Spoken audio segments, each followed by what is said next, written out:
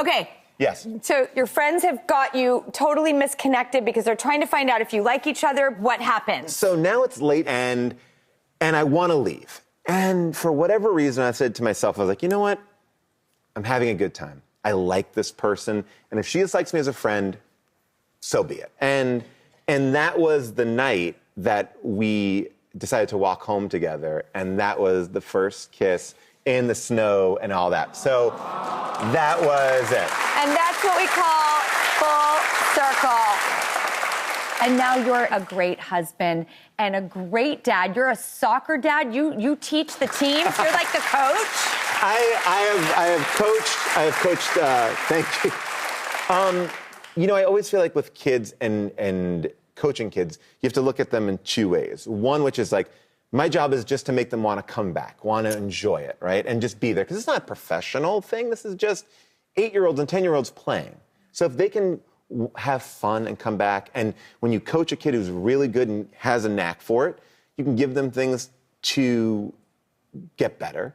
And for the kids who just are getting out there, I think part of it is just making them feel proud of what they're doing. And I think that that's coaching kids is like, I'm seeing you, I'm hearing you, I'm there for you. I'm not judging you against everybody else. I'm just judging you for who you are.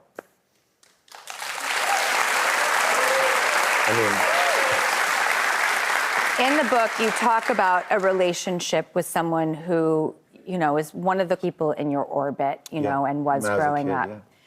And they were abusive and unkind. Yeah. And what I found so relatable from my own situation was, I think a lot of things happened to me when I was a kid, and I got really angry. And did you go through that too? Yeah, you know, I grew up in a situation that was really like physically abusive.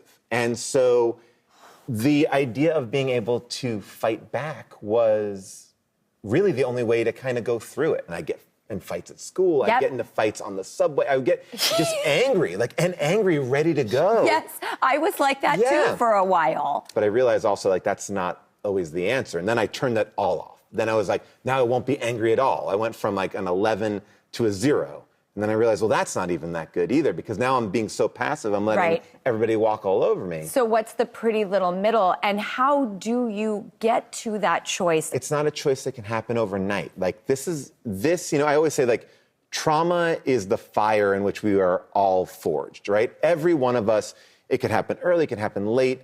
We have these things and they mark us. And then whether we go into a relationship, whether we go into parenting, whatever it is, we bring that baggage and we have to figure out how to deal with it. And I mean, part of writing this book was we didn't talk about that stuff. We kept it closed doors. It was like, we keep that private. And writing this story, getting it out there was about me sharing this journey that I went on, like a 20-year journey, like that got me through different stages, like through the ripple effects of trauma throughout your whole life. And they pick up in moments you don't even realize. Like in my relationships, like who was I in a relationship? I didn't want to get into fights with anybody I was dating because I didn't want to rock the boat, right? You know, and I didn't want to be that person, and I didn't want to, you know, my parents were divorced. I didn't want to, how do I be a good partner? But I also wasn't being myself. And then, which, by the way, leads me to when you say you can trust with June that you're going to stick it out. Yeah. Usually people of divorced parents have abandonment issues in the sense of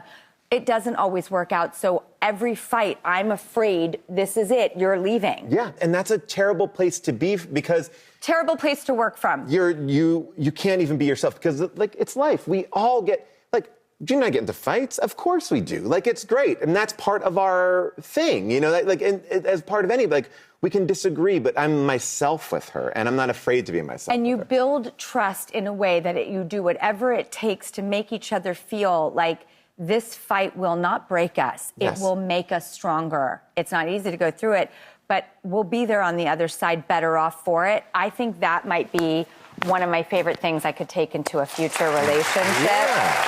You know? So it's all right here. Joyful Recollections of Trauma. It's out now, and you're all going to go home with a coffee, by the way. We got it.